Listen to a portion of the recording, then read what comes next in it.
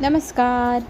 ठरलं तर मग ह्या मालिकेच्या भागात आपण पाहत आहोत. इथे प्रियाने एक युक्ती केलेली आहे. सोनोग्राफीला जेव्हा बाहेर जाईल तेव्हाच ती कल्पनाला भेटायला जायचं प्लॅन मनात करते आणि तो प्लॅन आता तिने सुरुवात पण केली आहे. वकिलींबाई पुढे हातपाय जोडून त्यांच्याकडे दयावया भीक मागू लागते आणि म्हणू लागते, माझ्या घरची मला भेटायला येत नाही, काही नाही, तर माझा निरोप त्यांच्यापर्यंत पोहोचायला हवा, त्यामुळे तुम्ही मला दवाखान्यातनं 5 मिनटासाठी का होईना माझ्या सासरी घेऊन जा. तर ती वकिलींबाई म्हणते की मी न्यायाधीशांशी बोलते, त्यांनी जर होकार दिला तर मी नक्कीच तुझ्यासाठी प्रयत्न करेल. आता इकडे आपण पाहतोय नागराजचा मुलगा राकेश हा सायली किंवा अर्जुन यांना मारण्याच्या उद्देशाने त्यांच्या घराच्या आजूबाजूला भटकतोय. आज काही झालं तर त्यांच्या घरात घुसून त्यांच्यावर हल्ला करायचा असं त्याने ठरवलेलं पाहायला मिळणार आहे. तर तो त्या प्रयत्नात आहे.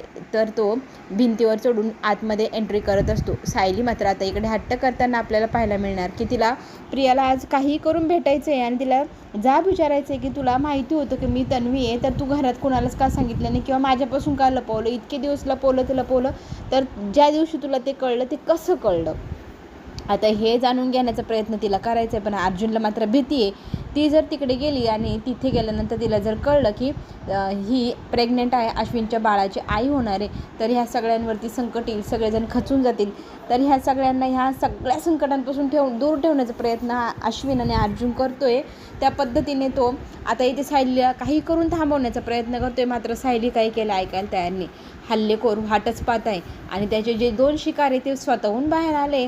आता बाहेर आले तर इथल्या इथंच कार्यक्रम करून टाकावा का काय असा विचार तो करतोय. चाकूही काढतो आणि वार करायला थोडा पुढे सरसावतो. तितक्यातच अर्जुनचा आवाज येतो, बायको बायको थांब थांब, आणि तो आलेला पाहून तो हल्लेखोर थोडासा मागे सरकतो. आता इथे सायली रागवलेली असते. अर्जुन म्हणत असतो की थांब ना, मी येतोय ना, मी नाही कुठं म्हणतोय, थांब थांब थांब. तरी ती सायली म्हणत असते, तुम्ही फार वेळ काढूपणा करताय, टाळाटाळच करताय, मला कळतंय ते सगळं, तुम्ही हे सगळं का करताय ते तर मला माहीत नाही, पण मी आज काही झालं तरी जाईल म्हणजे जाईलच. आणि ती स्वतः रिक्षाने जाण्यासाठी निघालेली असते. अर्जुन तिच्या मागे मागे धावत तिची मनधरणी करण्याचा प्रयत्न करत असतो. आता इथे पुन्हा एकदा त्या हल्लेखोराची संधीनाच हुकलेली आपल्याला पाहायला मिळणार. तर हल्लेखोर विचार करतोय काय करावा. आता आपल्याला पुढे हेही पाहायला मिळेल, तो त्यांच्या मागे मागे जात असतो. अर्जुन आणि सायली हे दोघंजण रस्त्यात पण बोलतच असतात, भांडतच असतात जवळजवळ. तितक्यात ना गाडीच्या आसपास वरून असं कोणतरी भिंतीच्या तिथून उडी मारून पळाल्याची जरा भुनभुन अर्जुनला लागते. अर्जुन म्हणू लागतो की इथे कोणतरी पळालं का. आता आपण हे पाहतोय की पुढचा प्लॅन इथे प्रिया विचार करते की न्यायाधीशांकडे संधी मागताय, तर न्यायाधीश मॅनेज झाले तर ते आपल्याला जाऊ देतील, तर मॅनेज करण्यासाठी कोणाचा वापर करावा.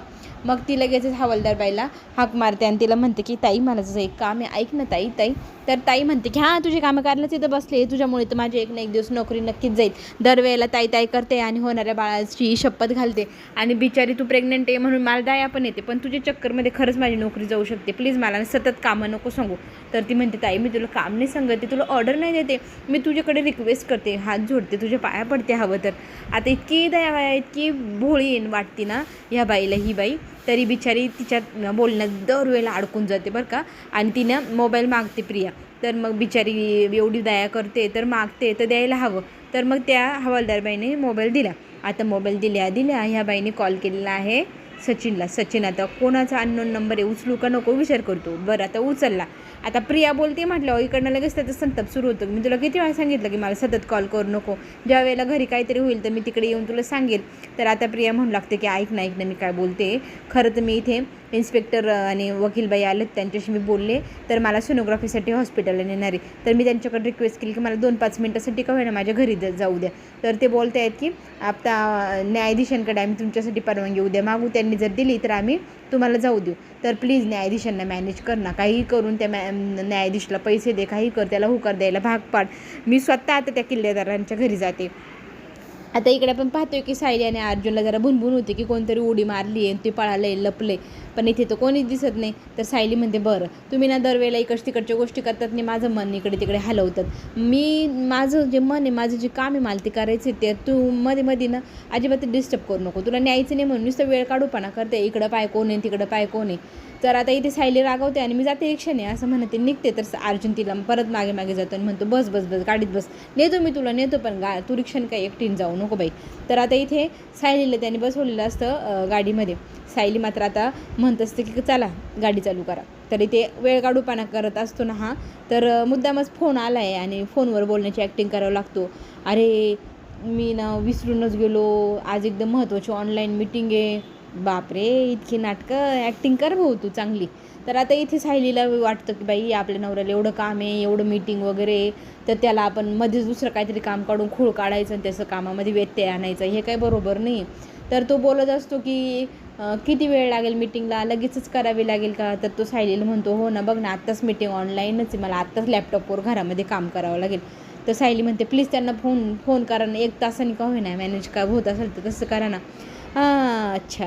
आता परत हा मुद्दाम फोनवरती बोलायची ॲक्टिंग करतो आणि म्हणू लागतो की काय तुम्हाला फ्लाईट आहे, तुम्हाला जायचं आहे थोड्या वेळाने बाहेर, मग आत्ताच मीटिंग करावं लागेल का, मीटिंग नाही टाळू शकत का. बिचारी सायली नाराज झालेली आपल्याला पाहायला मिळणार बरं का. आता ही जी बदमाशबाई आहे ना, चालाख लोंबडी, ही फोन करून पुढचा प्लॅन सांगते सचिनला, तू ना काही कर आणि न्यायाधीशांना मॅनेज कर, मला बाहेर काढ, मला त्यांच्या घरी कल्पनाकडे भेटायला जाऊ दे, मी तिथं गेले की बॉम्ब फोडेल, मग सगळेजण माझी बातमी ऐकून मग खुश होतील, मला बाहेर काढतील. तर आता इथे हा सचिन म्हणतो की मला ना आता त्या बिंडोक अस्मिताला लाडेगोडी लावायला लागणार नाही, तुझा निरोप देण्यासाठी किती दिवसापासून प्रयत्न करतो, पण ती बाई माझ्याशी बोलतच नाही. आता तू ती स्वतःहून जाऊन बोलशील तर बरंच होईल बाई. तर आता इथे मॅनेज करायचं म्हणजे काही सोपी बात नाही, खाऊ नाही, भेळ नाही, मॅनेज करायचं म्हणजे तर पैसे पेरावे लागतील. मी कुठून एवढा पैसा आणू बरं. मी माझ्या परीने प्रयत्न करतो, जर झालं तर ठीक आहे, पण तू तुझं प्लॅन बी दुसरा तयारच ठेव, काही कर, मला नको सांगू. तर इथे अंग काढून घेतोय हा. आता आपल्याला पाहायला मिळतोय सचिन हा प्लॅन बी करायला सांगतोय म्हटल्यावर आता प्रश्नच पडला आहे. त्यात ना हवालदारबाई सारखी मोबाईल मागते, सर येतील, मला कामावरून काढून टाकतील, माझी कंप्लेंट होईल. तर पटकन आता ती म्हणते की प्लीज न्यायाधीशांसोबत बोल आणि या बाईच्या फोनवरती मला कळव, असं म्हणून ती फोन ठेवते. आणि आता इथे ती फोन त्या हवालदारबाईला वापस करते. आज काही करून प्रयत्न करायलाच हवे काहीतरी. आता प्लॅन बी म्हणजे काय करू बाबा, माझं तर डोकंच चालत नाही, गंज लागला ह्या जेलमध्ये राहून असं प्रिया म्हणू लागते. आता दिसं गंजलेला मेंदू पुढे काय प्लॅन बी तयार करतो आणि कशी ती जेलच्या बाहेर पडते तिलाच माहिती बाई आता. पण आता इथे हवालदारबाई तिला म्हणते की तू दर वेळेला मला संकटात पाडते आणि मोबाईल काही पण मागते, इथून पुढे ना मला मध्ये पाडू नको, तुझी मदत मी करणारच नाही बरं का, जर मी अडचणीत सापडले, माझी नोकरी गेली तर. आता इथे आपण पाहतोय की अर्जुन ॲक्टिंग करत होता फोनवर बोलण्याची, ॲक्च्युली फोन आला आहे त्याला. तर इथे या सायलीने पकडलं आहे. तर त्याला ती म्हणू लागते तुला तो कॉल आलेला आहे, तू फोनवर बोलण्याची ॲक्टिंग करत होता. आता कॉल इथे सायलीने उचलला आहे. तर चैतन्य समोरून बोलतो आहे की काय बाबा तुझी बायको डिलेवरी, तर तू कोणतंच कामधंदा करे ना, ऑफिसमध्ये ये ना. तर इथे सायली म्हणते अहो भाऊजी मी बोलते. तर सॉरी हां सायली मी असं बोललो, असं म्हणत चैतन्य मग सावरं करतो. तरी ते आता प्रश्न विचारण्याची वेळ सुरू झाली सायलीची. Tick 1 tick 2. सायली विचारू लागले की हा काय प्रकार आहे, तुमची आत्ता ऑनलाईन मीटिंग आहे का, तर राठोड साहेबांसोबत. आता हा बदमाश खरं सांगतो वहिनी, रात्रीच्या कुठल्याही मीटिंग राहत नाही वकिलांच्या, आणि ऑनलाईन तर अजिबातच नाही. आणि झाला प्रश्न राठोड ह्या केसचा, आता तो मागच्या महिन्यातच निकाल पण लागला आहे. तर आता चांगलाच कात्रीत अटकलेला पाहायला मिळणार आहे आपल्याला अर्जुन. सायली म्हणते भाऊजी तुमचं आणि ह्यांचं जे काही बोलणं आहे ना ते नंतर करा, ते तुम्हाला नंतर कॉल करतील, आत्ता मी अर्जुनची जराशी शाळा घेते बरं का, तर फोन ठेवा. फोन आता कट करते ती सायली आणि म्हणू लागते हा काय प्रकार आहे, तुम्ही मला टाळटाळ करत होतं, आता खोटं पण बोलायला लागले, नीट खोटं तरी बोलायचं माझ्याशी. तर आता इथे अर्जुन प्रामाणिकपणे सांगतो सॉरी बायको, मी आत्तापर्यंत तुझ्याशी टाळटाळीची उत्तर करून वेळ काढूपणा करत होतो, स्पष्टच बोलतो मी आता. कारण माझं म्हणणं आहे की तुला दिवस आहे, तू दिवस असताना त्या प्रियासारख्या बाईशी भेटू किंवा बोलू पण नाही, तिची सावली पण आपल्या बाळावर पडू नये, तिच्या काहीही असं कुठल्याच प्रकारे तिचा तुझं कॉन्टॅक्ट येऊ नये म्हणून मी प्रयत्न करतो आहे. आणि माझी खरं मनापासून इच्छा आहे की तू सायली हे मला तन्वी हे मला माहिती आहे, तर त्या बाईकडे आपण जेव्हा जाऊ आणि तिला म्हणू की तू खरं बोलते, ती बाई तुझ्याशी खरं बोलणारच नाही. आता इथे ना खूप घाई झालेली आहे रागेशला, ह्या दोघांना जागेच उडून टाकावं का काय, आत्ताच्या आत्ता गेम ओव्हर करून दोघांचं कार्यक्रम लावून टाकायचं त्याची इच्छा आहे. तर तो आता चालत्या गाडीवर चालू केलेली त्याने आणि त्यांच्या उभ्या असणाऱ्या गाडीवर ही गाडीची धडक देऊन त्यांचे ॲक्सिडेंट करून त्यांचं आत्ताच्या आत्ता काम तमाम अशी करण्याची त्याची इच्छा त्याने सुरुवात पण केलेली आहे. पण अर्जुनने सायलीला एकदम व्यवस्थित समजून सांगितलं की तू तन्वीला प्रियाला भेटू नको, ती तुला चुकीची उत्तरं आणि चुकीच्या गोष्टी सांगाल आणि तुझं मन दुसरीकडेच वळवेल किंवा तुला टेन्शन येईल. सायली पण ते मान्य करते, अहो तुम्ही बोलताय ते खरं आहे असं म्हणून ते दोघंजण घरात निघून येतात. आता राकेश मात्र संतापलेला आहे की माझ्या हातून हे आज वाचले, आत्ता वाचले पण परत नाही वाचणार. तो घरात घुसून त्यांच्यावर वार करण्याचा प्रयत्न करणार आहे आणि तो आत्ता घरात घुसण्यासाठी प्रयत्नशीलच आहे बाहेर. तर तो घरात मागच्या दाराने शिरतो. आता काय झालं आहे की इथे इन्स्पेक्टर सावंत यांचा फोन आला आहे की हॉस्पिटलमध्ये जी घटना घडली त्याचा जो साक्षीदार जो कोणी काय म्हणतात तो वॉचमॅन आहे ना, तो आलेला आहे.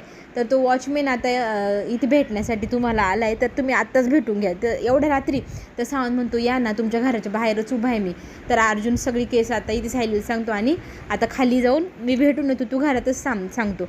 आता जिन्याखाली लपलेला बदमाश आता अर्जुन बाहेर गेला आहे पाहिल्यावरती त्याच्या खोलीमध्ये जायचा विचार करू लागतो. पण पुन्हा ना आता हा कोणाला भेटतोय, काय बोलतोय हे पण ऐकायला हवं. इन्स्पेक्टर सावंतांचं नाव घेतलं आहे म्हणजे नक्कीच काहीतरी थांबा. तर आता तो त्या दोघांचं बोलणं इथे ऐकू लागतो. इन्स्पेक्टर सावंत सांगू लागतात की हा माणूस आता खरं बोलायला तयार आहे. तर खरं बोलताना तो सांगतो की तो माणूस कोण होतं ते मला माहीत नाही, त्या माणसाने मला धमकी दिली होती मला मारून टाकण्याची, म्हणून मी इतका वेळ खरं बोललो नाही, पण आता मी खरं बोलायला तयार आहे. आणि तो व्यक्ती कसा दिसतो हे सांगता येईल का असं विचारल्यानंतर तो म्हणतो हो मी सांगू शकतो. तर अर्जुन म्हणतो इन्स्पेक्टर सावंत यांना की उद्या 12 वाजेपर्यंत स्केच आर्टिस्ट बोलून घ्या आणि हे जे वर्णन सांगतील तसं स्केच बनवून घ्या, म्हणजे आपल्याला कळेल तो व्यक्ती कसा दिसतो, हल्लेखोर कोण आहे. तर आता इथे त्या माणसाचं स्केच आणि ते करण्यासाठी दुपारचे 12 वाजणार आहे. तर इथे राकेश म्हणतो 12 वाजेपर्यंत ना, तोपर्यंत ह्या वॉचमॅनचं पुढे काय करायचं मी करूनच घेईन. आणि राहिला विषय तर अर्जुन काही तोपर्यंत भानावर किंवा शुद्धीत राहणारच नाही, कारण त्याला मी इतकं मोठं दुःख देतो आहे, त्या दुःखात इतका तो सगळ्या गोष्टी विसरून जाईल असं तो इथे बोलतो. कारण इथे खरं तर त्या माणसाने प्लॅन केला आहे खोलीमध्ये जाऊन आता सायलीला मारण्याचा. तर तो आता त्या दिशेने निघालेला आहे आपल्याला पाहायला मिळणार आहे. आता इथे सायली खोलीत एकटी असते, अंधारात असते. ती विचार करत असते की मी उद्या जाऊन प्रियाला भेटणार म्हणजे भेटणार, अर्जुनला सांगणारच नाही आहे की मी कुठे चालली, गुपचूप जाऊन माहिती काढून येते तिच्याकडनं एकटीने. तर आता ती कॅन्डल काढते आणि कॅन्डल लावते. आता अंधारात बसण्याचा अर्थ नाही, लाईट तशी पण गेली आणि दरवाजा वाजतो खट. तर तिला वाटतं अरे वा अर्जुनला म्हणते अहो तुम्ही आले, काही बोलत का नाही. अर्जुनशी ती एकटीच बोलते पण समोरून अर्जुन बोलतच नाही, ती इकडच्या तिकडच्या गोष्टी बोलत असते. तेव्हा ती अर्जुन काहीच का बोलत नाही म्हणून मागे वळून पाहते तर काय, अरे बापरे, तो जो कोणी व्यक्ती त्याने तोंडावरती रुमाल बांधला आहे, काळे कपडे, तो हल्ला करायला चाकू घेऊन आला आहे वरतून. सायली घाबरलेली आहे. आता सायली ह्या संकटावर कशी मात करेल. आता तिथं 2 दिवशी तिच्या पोटात जर ह्या माणसाने चाकू घातला तर काय होईल. हां बापरे, ते तर उद्या पाहायला भेटेल, आज तर भेटणारच नाही. चला पुढील भागामध्ये आपल्याला इंटरेस्टिंग अशी गोष्ट पाहायला मिळणार की सायली धडधाकट आहे. समोरून आता प्रिया भेटायला आली आणि सांगते की मी प्रेग्नंट आहे, अश्विनच्या बाळाची आई होणार आहे, सोनोग्राफी करायला मी हॉस्पिटलला गेले होते, तो रिपोर्ट मी तुम्हाला घेऊन दाखवायला आले. कल्पना आई माझी मदत करा, माझ्या बाळाला ना तुम्ही त्या जेलमध्ये जन्माला घालायला मला भाग पाडू नका. माझं बाळ इतकं चांगलं घराण्याचं बाळ आहे आणि ते असं जेलमध्ये जन्माला येईल हे कसं वाटतं तुम्हाला. असं इमोशनल ब्लॅकमेल आता इथे कल्पनाला करू लागते. ती कल्पना इमोशनल होते, रडू लागते, भावनिकदृष्ट्या ती खचून जाते. सायली मात्र आता भानावर येते, प्रियाला हाताशी धरते आणि म्हणते की तू काय बोलते. तर ती म्हणते मी कल्पना तुम्हाला जे सांगते ते खरं बोलते आणि मी माझ्या बाळाची जन्माला येण्याची खुशखबर ही मी अर्जुन आणि अश्विनला पण दिली. त्या दोघांनी तुमच्यापासून का लपवून ठेवलं. खोटारडा अर्जुन खोटं का बोलला घरामध्ये, खरं काय सांगत नाही, बोल ना बोल असं म्हणत ते अर्जुन आणि सायलीमध्ये वाद होईल अशा डायलॉग मारते. पण सायली भानावर येते, प्रियाच्या बोलण्यावर भाळायचं नाही किंवा आता इथे अर्जुनशी वाद घालण्यात अर्थ नाही. आता ती हाताला धरते त्या प्रियाला आणि म्हणते की निघ बाहेर, तुला काय वाटतं बाळाच्या मदतीने बाळ जन्माला येणार आहे असं सांगून तू या घरात पुन्हा घुसण्याचा प्रयत्न करते आणि तो आम्ही यशस्वी होऊ देऊ शक्यच नाही. आणि चल हाताला धरून तिला घराच्या बाहेर फेकाटते आणि म्हणते निघ इथून, इथे या घरात पुन्हा घुसण्याचा जो काही प्रयत्न आहे तुझा तो मी कधीच यशस्वी होऊन देणार नाही. आता जे काही इंटरेस्टिंग गोष्ट पुढे पाहायला मिळणार, अर्जुन सायलीमध्ये वाद होतो का ते पण आपल्याला पुढेच पाहायला मिळणार आहे. ते पाहण्यासाठी आपण पुन्हा भेटूया. तोपर्यंत आत्ता घेऊ छोटीशी विश्रांती. चॅनलला नक्की लाईक करा, सबस्क्राईब करा आणि कमेंटमध्ये ॲटलिस्ट सांगा तरी तुम्हाला काय वाटतं आहे सिरियलबद्दल किंवा अजून काय ऐकावं असं वाटतं आहे का, ते मी तुमच्यासाठी आणेल. चला तर मग आपण पुन्हा भेटूया. तोपर्यंत घेऊ छोटीशी विश्रांती. धन्यवाद.